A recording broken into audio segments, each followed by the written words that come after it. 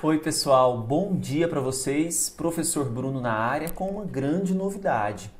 Nós sabemos que a tão famosa LI, a Lei de Improbidade Administrativa, Lei 8.429 de 92, foi atualizada. Nós tivemos a publicação de uma nova lei que alterou diversos artigos da Lei 8429, que foi a Lei 14.230 de 2021. Deste modo, a partir de hoje, nós vamos comentar artigo por artigo desta lei para ajudá-lo nas futuras provas que vão cobrar aí essa lei 8429, tão importante, tão relevante para os nossos estudos, ok? Não estou aqui para fazer críticas à lei, nós temos aí uma série de problemas que a publicação desta lei 14.230 pode trazer na configuração de aspectos de corrupção no Brasil, de fortalecimento da corrupção, não é? O que deveria ser o contrário, mas não estou aqui para isso. Estou aqui para comentar artigo por artigo. E o primeiro artigo que nós vamos comentar é justamente o artigo 1º. Mas antes disso, curta esse vídeo para você incentivar o professor aqui a continuar a gravar esses artigos, tá? E também me sigam no Instagram, @professorbrunoeleitoral. Vamos então começar as nossas discussões? Vamos então para o artigo 1º. Quero começar discutindo com vocês o seguinte.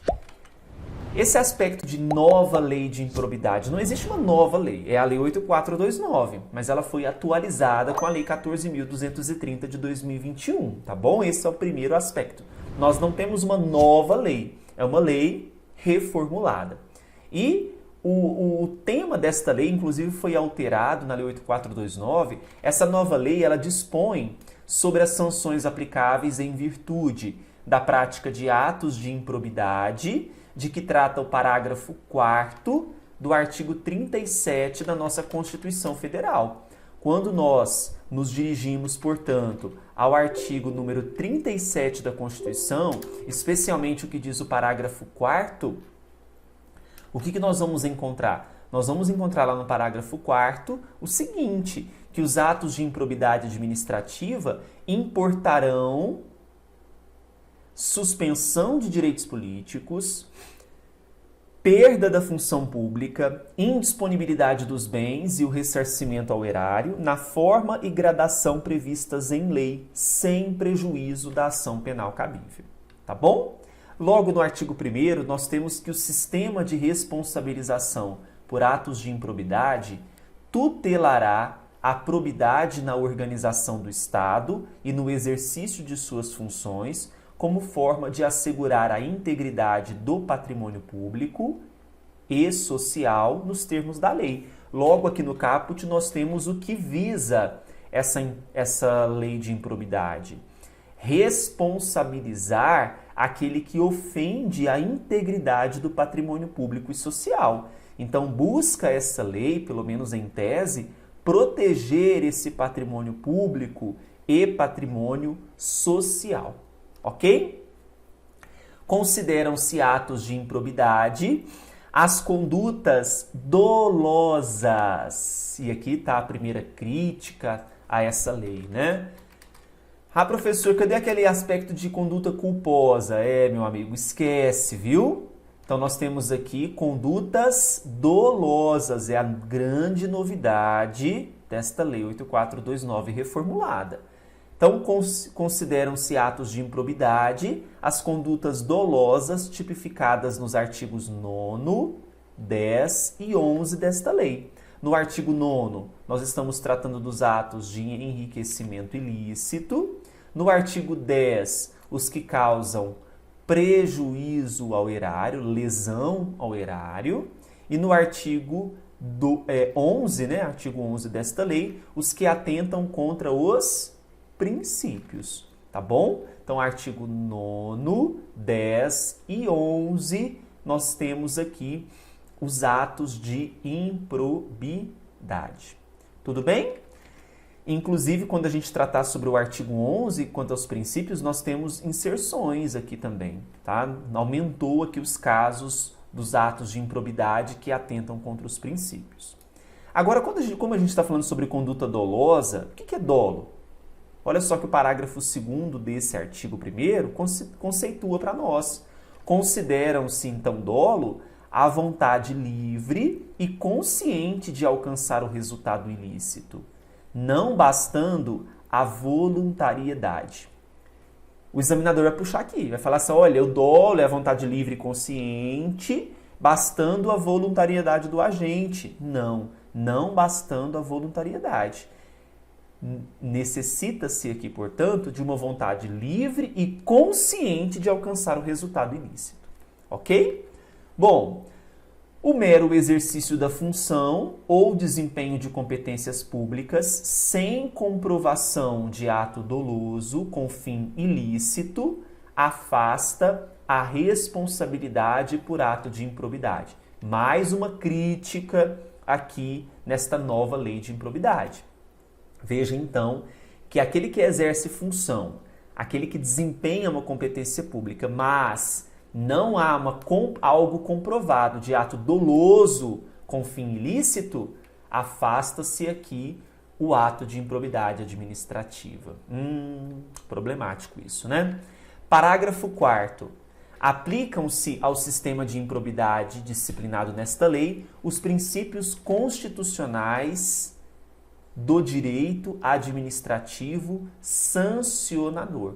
Esse poder administrativo sancionador, direito administrativo sancionador, ele confere eficácia às normas administrativas. Ele vai ter origem, pessoal, no poder hierárquico, ou seja, na supremacia do interesse público, do poder de polícia, tá? Existe uma série de princípios que nós podemos citar aqui como princípios desse poder administrativo sancionador. Então, nós temos, por exemplo, o princípio da legalidade, né? Nós temos o princípio da tipicidade. Então, vários princípios que se referem a esse direito administrativo sancionador vão ser atingidos aqui também na improbidade administrativa, tá?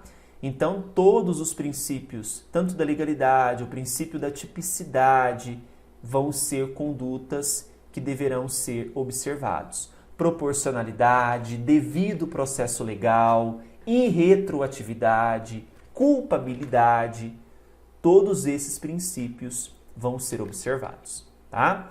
Os atos de improbidade violam a probidade na organização do Estado e no exercício de suas funções e a integridade do patrimônio público e social dos poderes executivo, legislativo e judiciário, bem como da administração direta e indireta no âmbito da União, dos Estados, dos municípios e do Distrito Federal.